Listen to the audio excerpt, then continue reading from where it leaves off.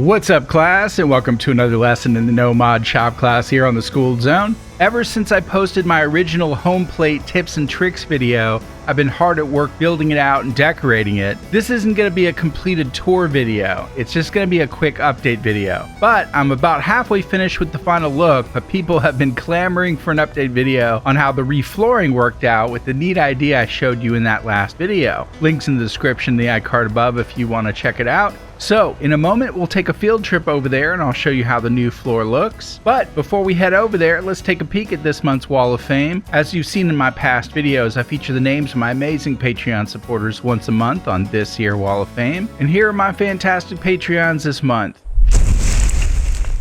A huge thanks to the Student Council for helping me get a little closer to doing YouTube full time. Last month I added some new perks to the tier, so if you want to help support the channel and get some cool new perks in the process, jump over to my Patreon page and see what you can do. Every dollar is reinvested in the channel to bring you guys better and better quality. Alright, hop on the school bus and let's ride over to home plate for a little update sneak peek. Meet you over there. Okay, here we are. This is a much earlier save. Most of all this is built out now and filled in, but I want to save that for, the full-on surprise reveal. So mainly what I wanted to show you in this video is the success of the floors. Pretty amazing, huh?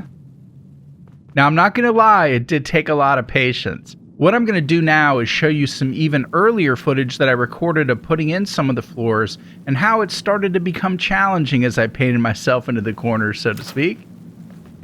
So one trick I had to use sometimes was putting a table on a rug and then using the rug as the selection focus for the hoop. This actually worked out well because it allows you a slightly easier time meshing the tables with other objects like this counter or the posts and things like that, generally filling in the gaps. The only problem is you got to leave a bunch of rugs under the ground, so I only did it when I had to.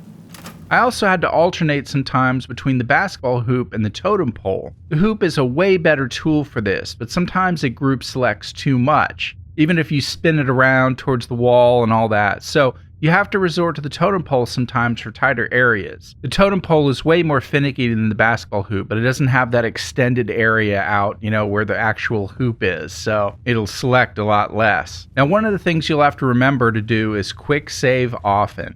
That's because if you're like me, you have a hard time with depth perception in this game. So like when you think it's level, you'll let it go and then the table is set too high or too low.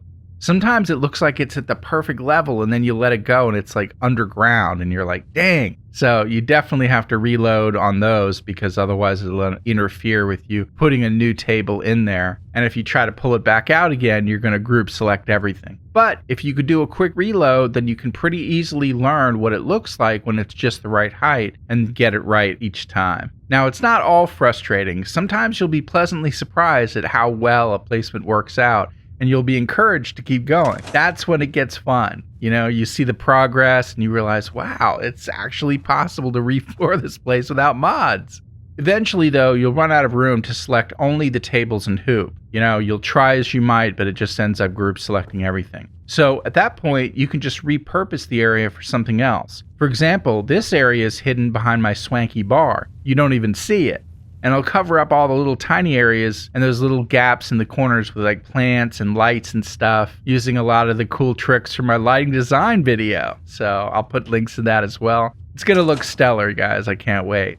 Alright, class, well, that's basically what I wanted to show you. Looking forward to showing you the final result. May take a few more months because I really want to put some effort into this and make it just one of the best builds under the circumstances, with home plate. I mean, that's what's kind of interesting about it, is that it's kind of a challenge. There's not a lot of things that they give you, without mods to use in this place. So you got to do the best of what you got. But anyway, it's already got things like a bar, a kitchen, a bedroom, a bathroom, a home office, and entertainment area. But there's still room in some areas to put a few more innovative things. So if you have an interesting suggestion, let me know in the comments below and I'll see if I can integrate it. Anyway, be sure to subscribe if you haven't already and throw a like on this video. Thanks again for watching, guys. Happy building and class dismissed.